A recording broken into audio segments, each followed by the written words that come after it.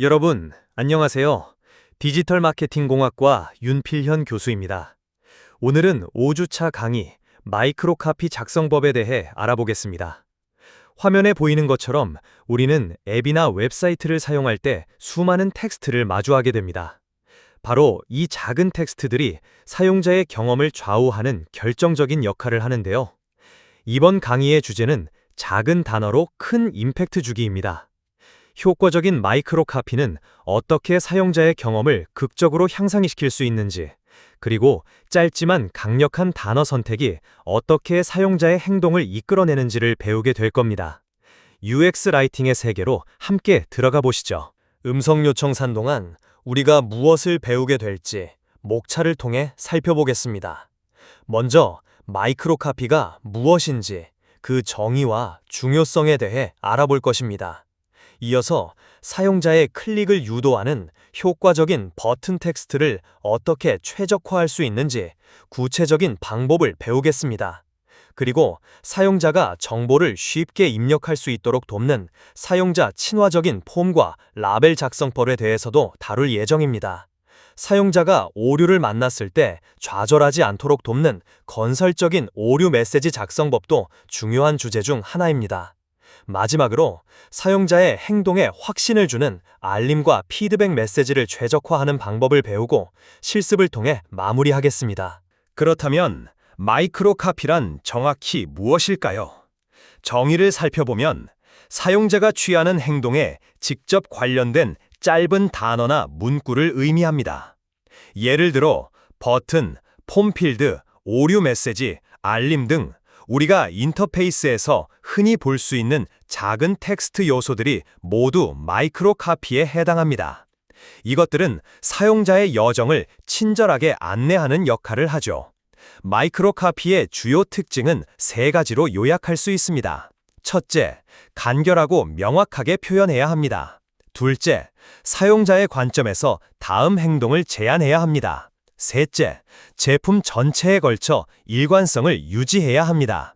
이처럼 마이크로 카피는 UI의 아주 작은 부분이지만 사용자 경험에 미치는 영향은 매우 크다고 할 수 있습니다. 효과적인 마이크로 카피를 작성하기 위해 우리가 반드시 기억해야 할 4가지 원칙이 있습니다. 첫 번째 원칙은 정확성입니다. 모호한 표현은 사용자에게 혼란을 줄 수 있으므로 명확하고 구체적인 정보를 직접적으로 전달해야 합니다. 예를 들어 그냥 계속하기보다는 결제 진행하기가 훨씬 정확한 표현입니다. 두 번째는 간결성입니다.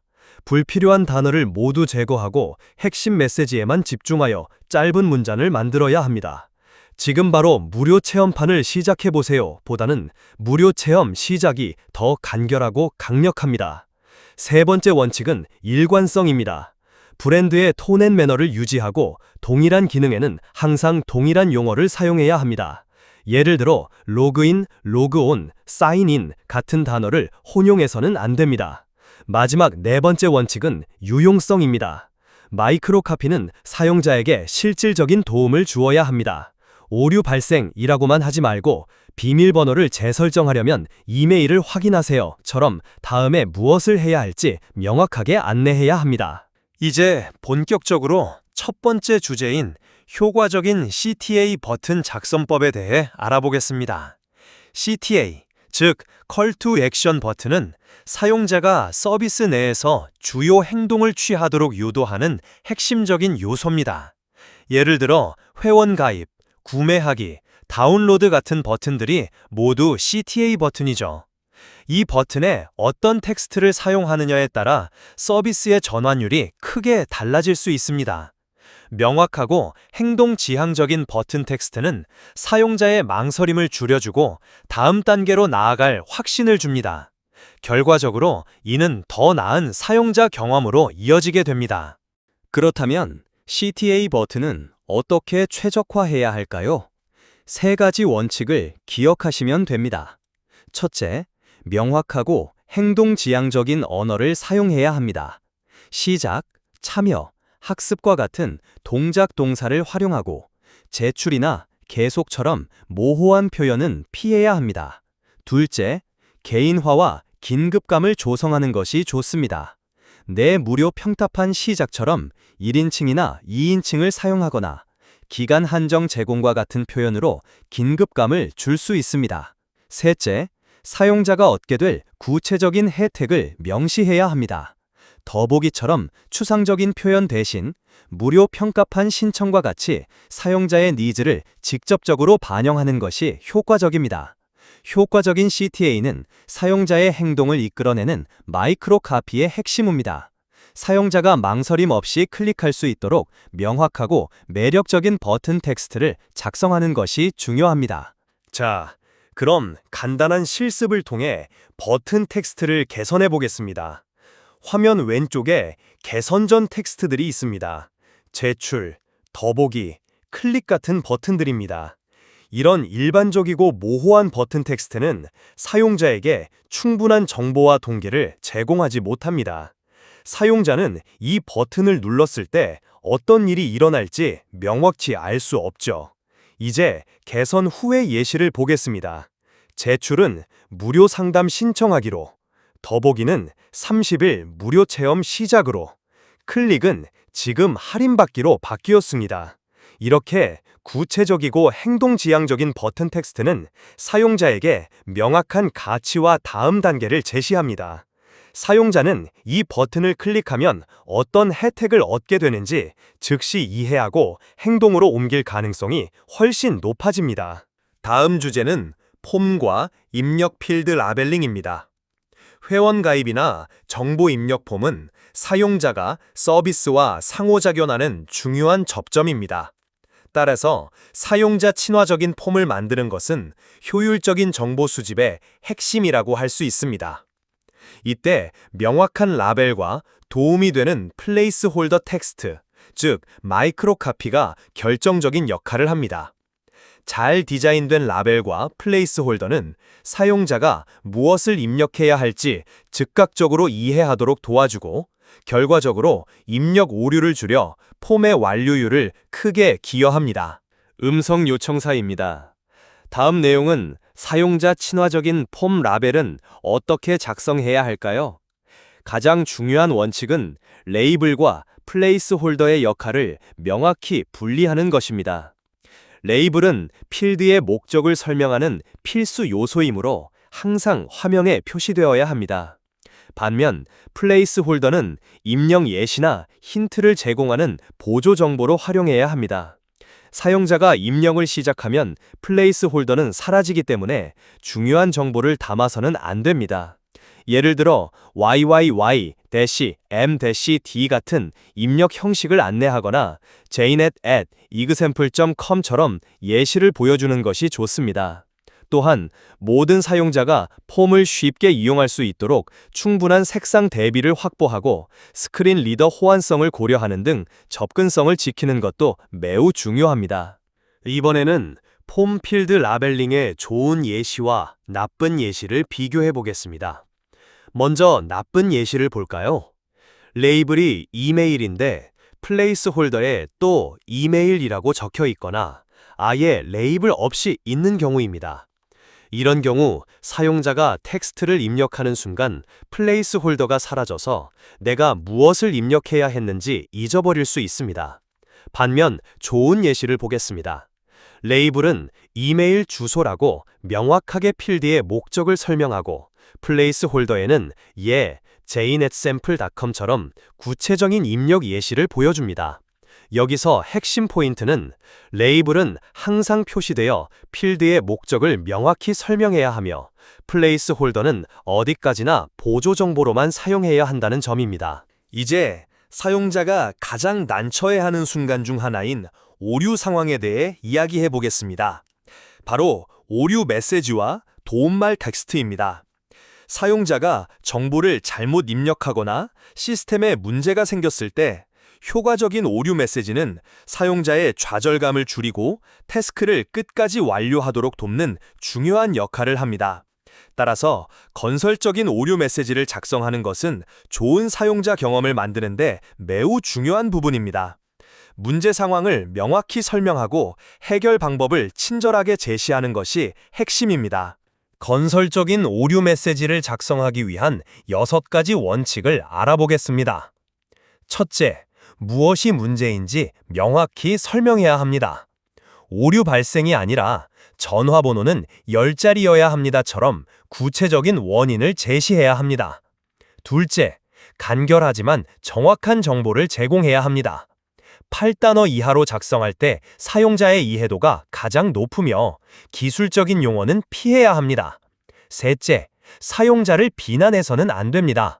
잘못된 같은 부정적 표현 대신 일치하지 않습니다처럼 객관적인 상황을 설명하는 데 집중해야 합니다. 넷째, 구체적인 해결책을 제시해야 합니다. 비밀번호를 다시 입력해 주세요처럼 사용자가 다음에 무엇을 해야 할지 안내해야 합니다. 다섯째, 적절한 위치에 표시해야 합니다. 오류가 발생한 요소 바로 옆에 인라인 메시지로 보여주는 것이 가장 좋습니다. 마지막으로 긍정적인 톤 앤 매너를 유지하며 해결 지향적인 문구를 사용해야 합니다. 이번에도 실습을 통해 오류 메시지를 개선해 보겠습니다. 먼저 개선 전에 나쁜 예시들입니다. 유효하지 않은 비밀번호입니다. 오류가 발생했습니다. 잘못된 입력입니다. 같은 메시지들은 부정확하고 사용자를 비난하는 듯한 느낌을 줍니다. 이런 메시지는 사용자에게 좌절감을 줄 뿐 문제 해결에는 아무런 도움이 되지 않습니다. 이제 개선 후에 좋은 예시들을 볼까요? 비밀번호는 영문, 숫자 포함 8자 이상이어야 합니다. 네트워크 연결을 확인한 후 다시 시도해 주세요.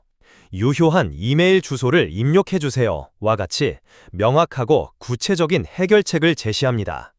이런 메시지는 사용자가 다음 단계를 쉽게 파악하고 문제를 해결할 수 있도록 돕습니다. 마지막 주제는 알림과 피드백 메시지입니다. 사용자가 어떤 행동을 완료했을 때 시스템이 제대로 작동하고 있다는 것을 알려주는 것은 매우 중요합니다. 알림과 피드백 메시지는 바로 그런 역할을 하는 마이크로 카피로 사용자에게 시스템의 현재 상태를 알려주고 행동의 결과를 확인시켜 줍니다. 효과적인 알림 메시지는 사용자에게 심리적인 안정감을 주고 다음 행동으로 자연스럽게 이끌어주는 역할을 합니다. 음성 요청사는 어떻게 작성해야 할까요? 먼저 성공 메시지의 경우 사용자가 한 행동이 성공적으로 완료되었음을 명확히 확인시켜 주어야 합니다. 저장되었습니다처럼 완료된 행동을 확인해 주거나 이메일로 확인 링크를 보내드렸습니다와 같이 다음 단계를 안내하는 것이 좋습니다. 이를 통해 사용자에게 성취감과 같은 긍정적인 감정을 유발할 수 있습니다. 또한 상황에 맞는 톤을 사용하는 것도 중요합니다. 일반적인 알림은 친근하게, 중요한 알림은 명확하고 직접적으로, 에러 알림은 차분하고 해결 지향적인 톤을 유지해야 합니다. 만약 사용자에게 푸시 알림 설정을 유도하고 싶다면 새로운 할인 정보를 가장 먼저 받아보세요처럼 구체적인 혜택을 제시하여 사용자가 스스로 활성화하도록 만들어야 합니다. 몇 가지 알림 메시지 예제를 살펴보겠습니다. 첫 번째는 성공 메시지입니다. 프로필이 업데이트되었습니다. 변경 사항이 즉시 반영됩니다. 이 메시지는 완료된 행동을 확인시켜줌과 동시에 추가적인 정보를 제공하는 특징이 있습니다. 두 번째는 일반적인 알림 메시지입니다. 10분 후 회의가 시작됩니다. 미리 접속해보세요. 와 같이 시간 정보를 알려주면서 사용자에게 권장 행동을 안내하고 있습니다. 마지막은 피드백 메시지입니다. 의견을 보내주셔서 감사합니다. 3일 내에 답변 드리겠습니다. 처럼 감사를 표현하면서 동시에 답변까지 얼마나 걸릴지 알려주어 사용자의 기대치를 설정해주는 역할을 합니다. 이처럼 효과적인 알림 메시지는 명확성, 정확성, 그리고 사용자 중심의 언어를 사용해야 합니다. 은혜스트리죠. 지금까지 배운 내용을 종합해서 온라인 쇼핑몰 회원 가입 상황을 가정하고 종합 실습을 해보겠습니다. 먼저 이메일 입력 필드의 마이크로 카피입니다. 레이블은 이메일 주소로 명확하게, 플레이스홀더는 example@email.com처럼 입력 형식 예시를 제공하는 것이 좋습니다. 다음으로 사용자가 비밀번호 규칙을 어겼을 때의 오류 메시지입니다. 비밀번호는 영문, 숫자, 특수문자 포함 8자 이상이어야 합니다. 와 같이 정확한 요구사항을 비난하지 않는 톤으로 설명해야 합니다. 회원가입 완료 버튼의 텍스트는 어떨까요? 무료 회원으로 시작하기처럼 구체적인 혜택을 제시하고 시작하기라는 동작 동사를 사용하는 것이 효과적입니다. 마지막으로 가입 성공 메시지입니다. 회원 가입이 완료되었습니다. 이메일 인증 후 모든 서비스를 이용하세요. 와 같이 성공 사실을 확인시켜주고 다음 행동을 명확하게 안내해야 합니다. 오늘 배운 내용을 바탕으로 마이크로 카피 작성 체크리스트를 함께 확인해 보겠습니다. 첫째, 사용자 관점에서 명확한 정보를 제공하고 있는가? 즉, 전문 용어를 피하고 사용자가 이해할 수 있는 쉬운 언어를 사용해야 합니다. 둘째, 행동을 유도하는 구체적인 표현을 사용했는가? 사용자가 다음에 무엇을 해야 할지 명확하게 알 수 있도록 동작 동사를 활용해야 합니다. 셋째, 일관된 그랜드 톤 앤 매너를 유지하고 있는가? 넷째, 오류가 발생했을 때 건설적인 해결책을 제시하고 있는가? 문제의 원인과 해결 방법을 명확히 제시하고 사용자를 비난하지 않아야 합니다. 마지막으로 긍정적이고 격려하는 메시지를 전달하고 있는가? 성공 메시지나 알림을 통해 사용자에게 긍정적인 경험을 제공하는 것이 중요합니다. 마이크로 카피는 한 번에 완벽하게 만들 수 없습니다. 지속적인 개선이 반드시 필요합니다. 그렇다면 어떻게 개선할 수 있을까요?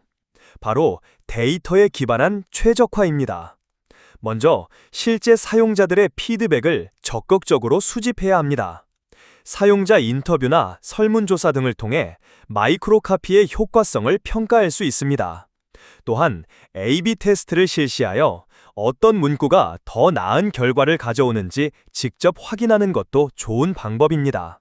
예를 들어 회원가입 버튼의 문구를 2가지 버전으로 만들어 어떤 버전의 클릭률이 더 높은지 측정하는 것이죠.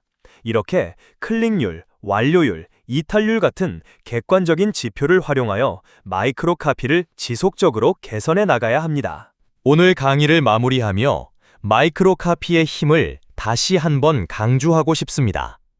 실제로 잘 최적화된 마이크로 카피는 서비스의 전환율을 평균 23% 향상시키고 명확한 오류 메시지는 폼 이탈률을 18%나 줄일 수 있습니다.